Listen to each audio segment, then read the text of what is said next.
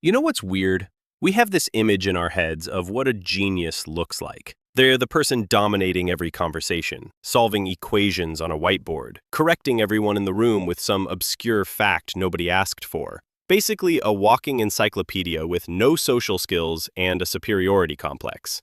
But here's the thing, that's almost never what high intelligence actually looks like. And psychology has known this for a while now. The people with the highest IQs often don't match the stereotype at all. In fact, if you met one at a party, you probably wouldn't even notice. Not because they're hiding it, but because real intelligence doesn't perform, it processes. And the way it processes, that shows up in habits most people completely misread. So today we're getting into the psychology of people with extremely high IQs, the actual behavioral patterns, what's happening in their brains, and why so much of it looks nothing like what you'd expect. Let's start with the one that surprises people the most. Highly intelligent people spend a lot of time alone. And no, not in a sad, isolated, something's wrong kind of way. Their brains are just expensive to run. Cognitively speaking, a high IQ brain is processing more information per second than average, making more connections, running more simulations. That takes energy. And social environments, even pleasant ones, are incredibly data-heavy. Every face, every tone shift, every unspoken dynamic in the room, their brain is logging all of it.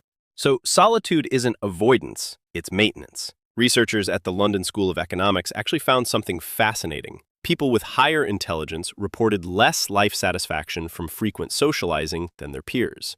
Not because they hated people, but because their prefrontal cortex, the region responsible for deep thinking and planning, essentially needs quiet to do its best work. Constant social input interrupts that process. It's like trying to write a novel in the middle of a concert. You can do it, technically, but why would you? And this connects to something else that flies under the radar. People with very high IQs tend to observe far more than they speak. In group conversations, they're often the quiet ones. Not shy, not disengaged, just gathering. They're watching the room like a chess game, tracking who's performing, who actually means what they're saying, what the real power dynamics are beneath the small talk. Their brains are running pattern recognition on social behavior in real time. Most people interpret that silence as disinterest, or worse, arrogance. But internally, it's the opposite. It's a brain that takes in so much data, it needs a moment before responding. And when they do respond, it tends to be precise, measured, sometimes unsettlingly accurate. Because they weren't just listening to the words, they were reading the entire room. Now here's one that genuinely catches people off guard.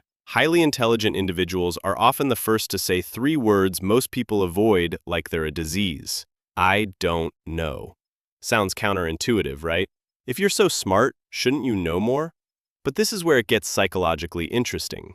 There's a well-documented phenomenon called the Dunning-Kruger effect, where people with limited understanding of a subject tend to dramatically overestimate their grasp of it. Meanwhile, experts in a field are often haunted by how much they still don't understand. High IQ individuals live in that second camp. They've spent enough time thinking deeply to know that knowledge has edges, that certainty is often an illusion maintained by people who haven't looked closely enough. So when they say, I don't know, it's not ignorance, it's precision. They'd rather admit a gap than fill it with something half-baked. And honestly, that takes more intellectual courage than most people realize. This brings us to something related. People with extremely high IQs change their minds, often and willingly. For most people, changing your position feels like losing.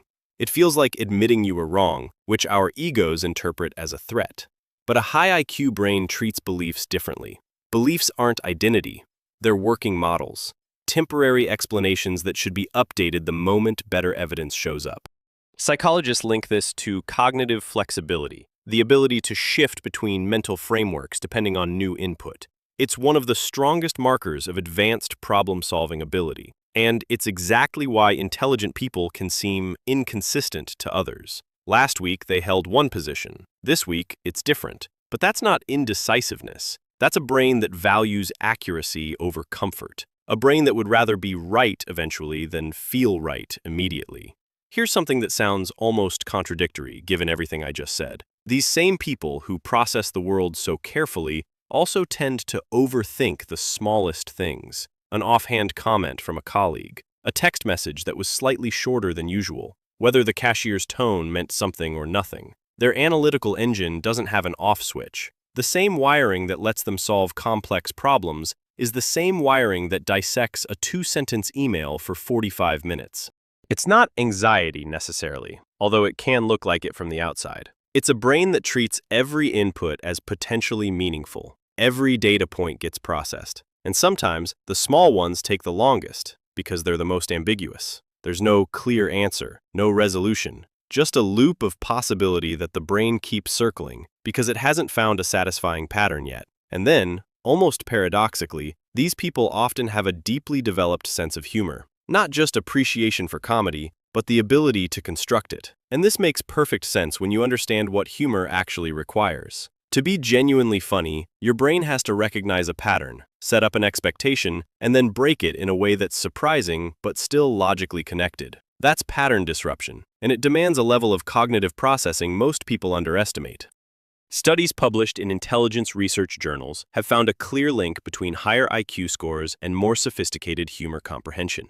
It's not that intelligent people laugh more, it's that they're processing comedy on a deeper level, catching layers of irony or absurdity that others might miss entirely. And dark humor in particular tends to correlate with higher cognitive ability, because finding something funny in the absurdity of suffering requires holding two opposing truths at once, that life is painful and ridiculous at the same time. That takes a specific kind of mental agility. Let me tell you about another habit that most people misunderstand completely: talking to yourself. If you've ever caught someone muttering under their breath while working through a problem, resist the urge to judge. Psychologists call it self-directed speech, and it's actually a sign of high-level cognitive processing. Studies show that verbalizing your thoughts out loud improves focus, strengthens working memory, and helps the brain organize complex information. It's essentially your mind using language as a tool to manage itself. And people with high IQs do it more frequently because they're managing more complex thought patterns. They're not losing it, they're thinking out loud because their inner workload demands it. Now here's one that rarely gets discussed, but shows up consistently in the research: night owls. People with high IQs disproportionately report being most mentally active at night. Some evolutionary psychologists theorize this has to do with cognitive flexibility, the ability to deviate from ancestral norms like a rigid sleep-wake cycle tied to daylight. Essentially, a brain that's wired to adapt and explore is also a brain that drifts toward unconventional hours. There's something about the stillness of late night that mirrors what these brains crave. Low stimulation, fewer interruptions, a world that's finally quiet enough to match their internal speed. It's not insomnia, it's a brain that found its operating window. And maybe the most defining trait of all, the one that ties everything else together, is a relentless search for meaning. People with very high intelligence don't just think about what's happening, they think about why it's happening. Why people make the choices they make. Why systems work the way they do. Why certain patterns keep repeating in relationships, in society, in history. This isn't always some grand philosophical quest. Sometimes it's just a quiet restlessness, a feeling that there's something beneath the surface of everyday life that most people walk right past. It's the brain that finishes a conversation and keeps processing it for 3 more hours. The one that reads between every line. The one that's never quite satisfied with simple answers because it knows, from experience, that simplicity usually means someone stopped looking too soon.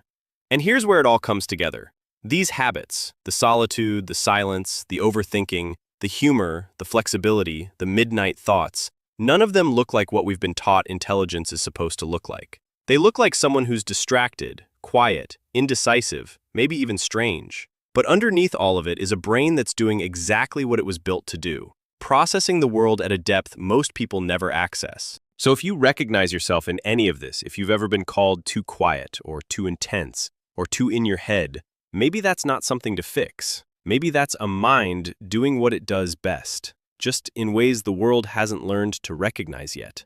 Because intelligence was never about having the loudest answer in the room. It was always about asking the question nobody else thought to ask, and then sitting with it, alone, at 2 in the morning, until something clicked. If this resonated, hit subscribe. Let me know in the comments which part of the video hit home for you most. And if you want to go deeper, the next video breaks down a pattern most highly intelligent people don't even realize they carry, and it might explain more about you than anything you've heard before. Click it. You'll see what I mean.